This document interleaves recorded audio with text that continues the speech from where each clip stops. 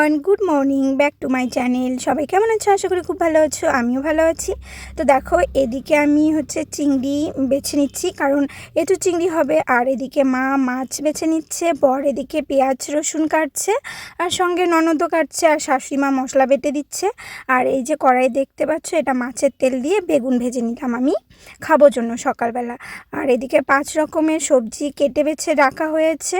আর fried রাইসের জন্য সমস্ত আর কি, কাজু, কিশমিশ, গাজর, ক্যাপসিকাম, বিনসটাও ছিল, পরে নিয়ে এসছে, মটরশুঁটি, রসুন, পেঁয়াজ সমস্ত আয়োজন করে রাখা হয়েছে। এদিকে চাটনির জন্য টমেটো কেটে রাখা হয়েছে, মাংস আর মাছের জন্য পেঁয়াজ রসুন সমস্তটাই করা হয়েছে।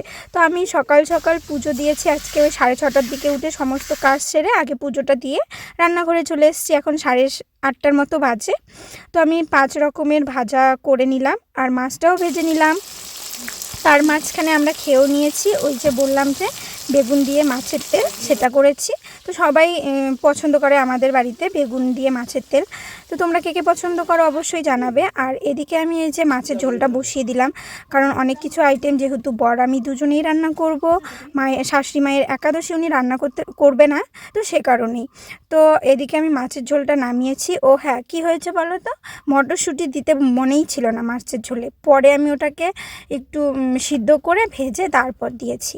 আর এদিকে দেখো, যেহেতু গ্যাসটা আমি অনেকটা উঁচু, তো রান্না করতে অনেকটা সময় ধরে রান্না করতে অসুবিধা হয়, তাই বরকে বললাম যে নিচে নামিয়ে দাও, তো নিচে নামিয়ে দিল। উনি এক কড়াইয়ে চিকেন বসিয়েছে, তো বর চিকেন করবে, আর আমি এদিকে এঁচোড় চিংড়িটা বসিয়ে দিলাম। আর জানো তো, এই প্রথমবার আমি এঁচোড় চিংড়ি করব, মানে আমার শাশুড়িমা সব বলে দিচ্ছিল, আমার ননদ বলে দিচ্ছিল, আর আমি করছিলাম। আর এই যে চিকেনের কালারটা দেখতে পাচ্ছ, দারুণ হয়েছে, দুর্দান্ত। আর আমার বর কিন্তু খুব ভালো রান্না করে, মানে আমার থেকেও খুব ভালো রান্না করে। আর সবাই খেয়ে বলছিল, যেহেতু প্রথমবার আমি অনেক কিছুই রান্না করেছি, যেরকম মাছের ঝোল, এঁচোড় চিংড়ি, ডাল, আর চাটনি পায়েসটা আমার শাশুড়িমা করেছে, সবাই খেয়ে বলেছে খুব ভালো হয়েছে, চিকেনটাও ভালো হয়েছে। আর ফ্রাইড রাইসটা বর আমি দুজনেই করেছি, যেহেতু আমাদের কড়াইটা ছোট ছিল, তো সে কারণেই দুবার করতে হয়েছে ফ্রাইড রাইস, কিছু করার নেই, ভাগ ভাগ করে করেছি। আর আমি এদিকে কাজু, কিশমিশ, বিনস, ক্যাপসিকাম, গাজর, মটরশুঁটি সব কিছুই আর কি ভেজে রেখেছি। বর এসে, আর চালটাও সিদ্ধ করে নিয়েছি, বর এসে পরে নাড়া দিল আর কি, যেটা বলে মানে চিনি, লবণ সমস্তটাই বর করেছে।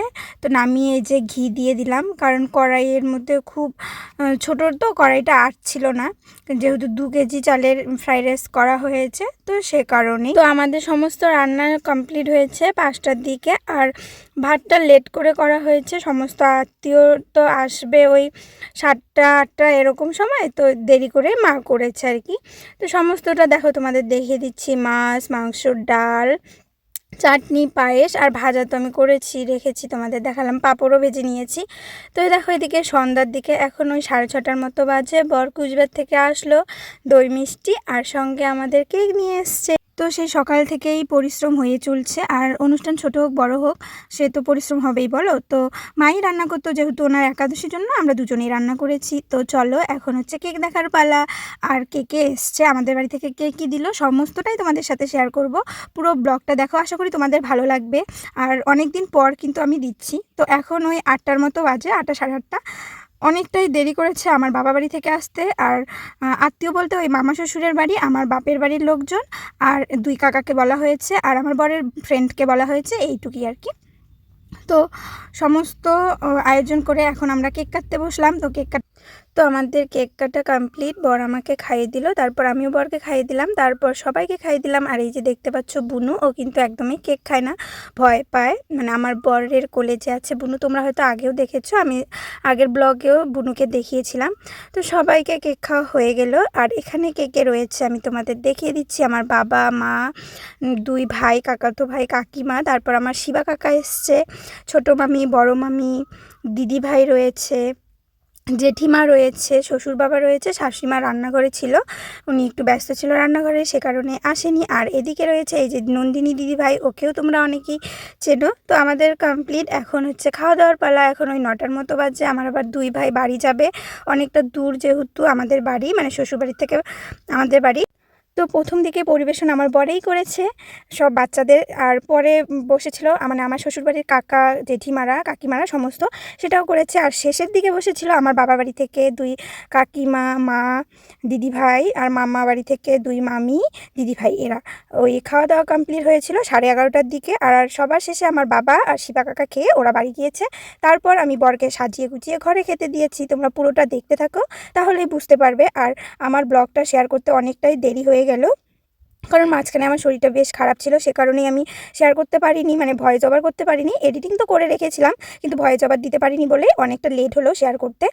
তো এদিকে দেখো 2 পিসি আর ভাস্তির কাণ্ডকীর্তি, মোবাইল নিয়েই ব্যস্ত এরা, 2 নিপুণী আর হচ্ছে বুনু। তো বলে দিচ্ছি, আমাদের বাড়ি থেকে বাবা 2000 টাকা দিয়েছে, কাকিমা আর কাকা ওরা 1000 করে দিয়েছে, মানে আমার বাবার বাড়ির তরফ থেকে। আর আমার দিদিভাই তো আসেইনি, ওকে বলা হয়েছে। আর এদিক থেকে দিয়েছে 2টো নাইটি 2 কাকা, আর ভাই দিয়েছে 200 টাকা, বাবা 50 টাকা দিয়ে আশীর্বাদ করেছে, মানে শ্বশুর বাবা। মা দিয়েছে, আমার মা দিয়েছে 200 টাকা, আর বাবা বললামই 2000 টাকা দিয়েছে। আর মামা বাড়ির থেকে দিয়েছে একটা আমাকে ড্রেস, আমার বরকেও। আর ওই নন্দিনী দিদিভাই আমাকে সুন্দর একটা হ্যান্ড ব্যাগ দিয়েছে। তো আমাদের সব কিছুই কমপ্লিট। আর এখন বাজে ওই 11:15টার মতো, বরকে সাজিয়ে গুছিয়ে খেতে দিয়েছি। কেমন লাগলো আজকের ভিডিওটা অবশ্যই জানাবে। টাটা।